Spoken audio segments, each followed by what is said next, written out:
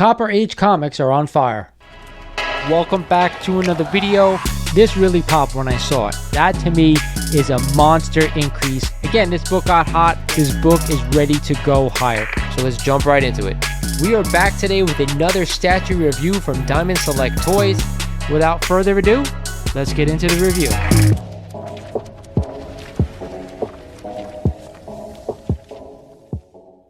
What is good, YouTube? This is Lawrence over at Mighty Comics and Collectibles, and welcome back to another Hot 10 breakdown of the week. If you guys aren't familiar with what I do in this video, I take the 10 hottest comics according to the Key Collector app, and I break them down for you guys, letting you know which out there I'd be buying and which, of course, I'd be staying away.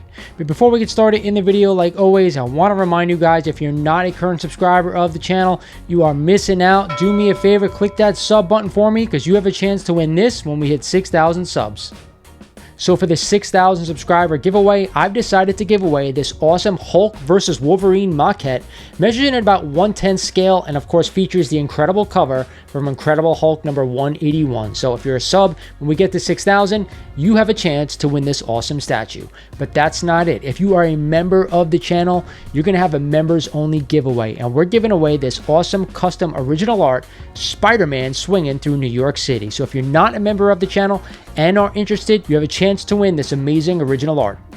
I also want you to smash that like button for me. The more likes, the better. It really helps the channel out. And of course, check out all the new merch I have for sale down below. The link is in the description of every video. Now let's get into the Hot 10 breakdown of the week. At number 10 this week is a copy of All-Star Comics number 58 and the first appearance of Power Girl, a Kryptonian cousin of Earth 2 Superman, and a CGC 7.5 just sold last week for $158, up 10% over the average. Then we had a 9.2 sell for $361, up 27% over that average.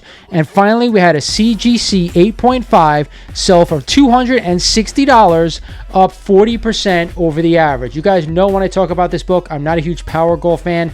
I'm not even into DC books unless they're the major superheroes that DC created back in the Golden Age. For me, this is a no-go. I think it's too much money to spend on this key, but it's just me. I know all the minor DC characters are probably going to be spiking soon with James Gunn taking on the helm over at DC Warner's. Coming in at number 9 this week is a copy of Doctor Strange number 1 and the first solo titled series officially. Of course, the earlier Doctor Strange title was renamed from Strange Tales and continued numbering with issue number 169, and a CGC 9.6 just sold last week for $612, up only 1% over that average. We also had a CGC 9.2 sale for $300, up 12% over the average. I've always said about this book, if I'm going to buy this one, I might spend the money on Doctor Strange number 169 when it switches over from Strange Tales. I think that's a better buy, and I also happen to think it's the better cover, so this is a no-go for me.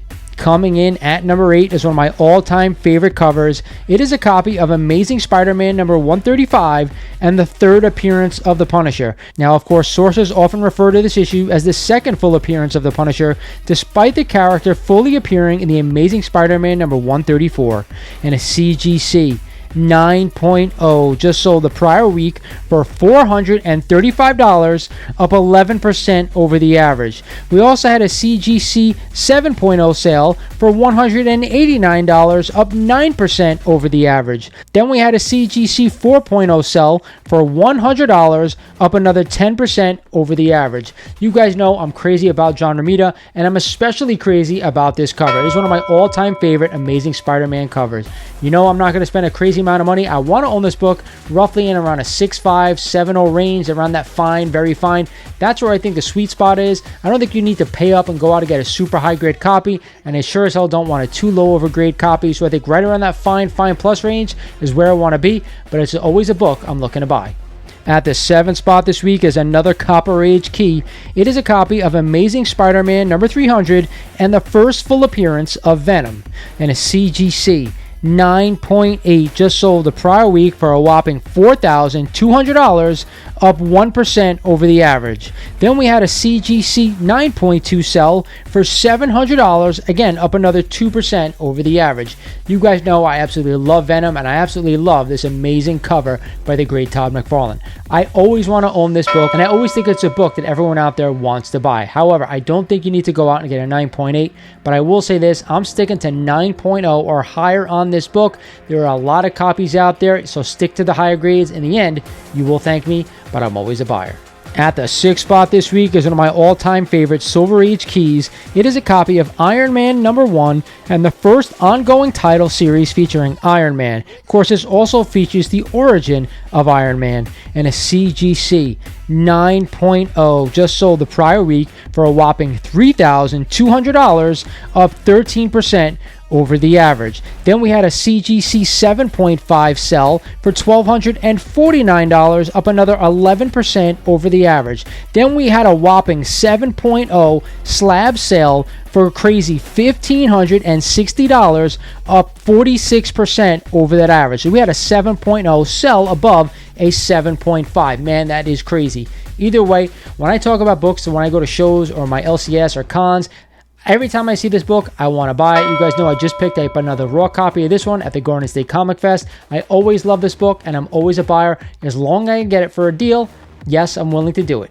Coming in at number 5 this week is a copy of New Mutants 98 and the first appearance of Deadpool, and a CGC 9.8 just sold last week for $1,695, up 11% over the average. You guys know this, I'm a buyer of this book at a 9.8 only. However, I'm waiting for it to come back down to around $1,500 or less before I go ahead and jump in this one. It's been all over the place the past couple of years, between $14 all the way up to $1,900. Now back to $16 and change. Wait for it to go under $1,500 at a 9.8 white pages, and then I'd be snagging it up. Not right now.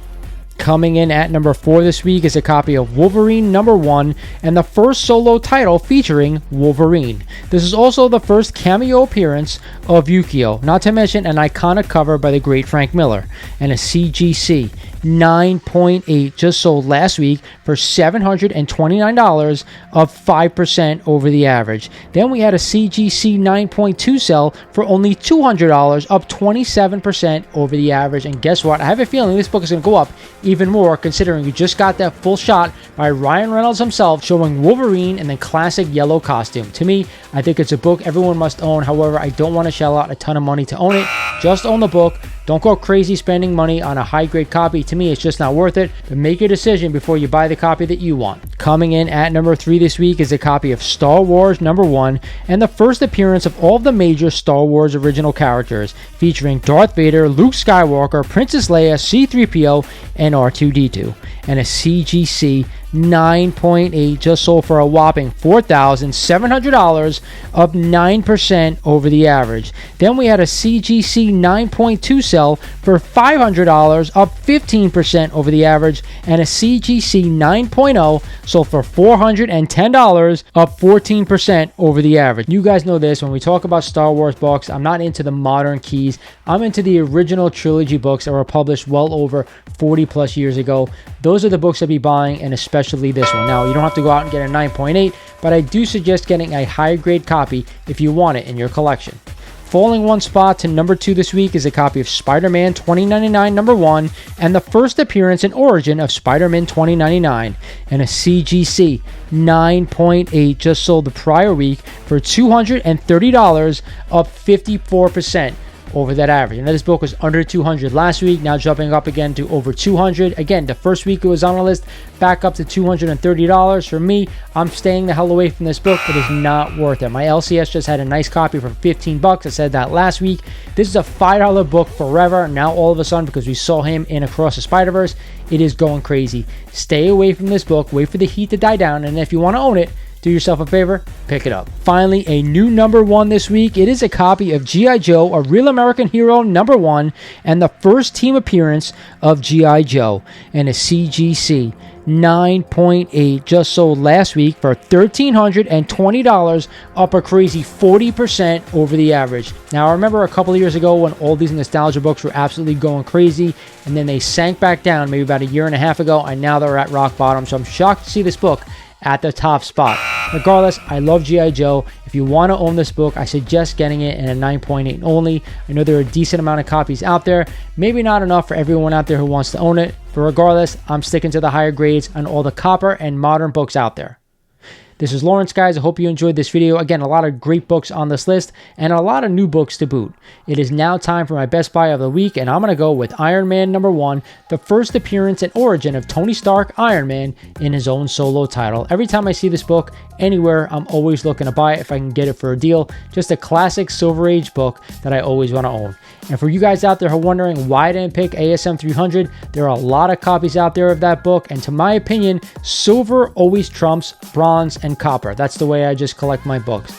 But formulate your own opinion and let me know what you think. This is Lawrence over at Mighty Comics and Collectibles saying thank you for watching, and I'll talk to you guys soon.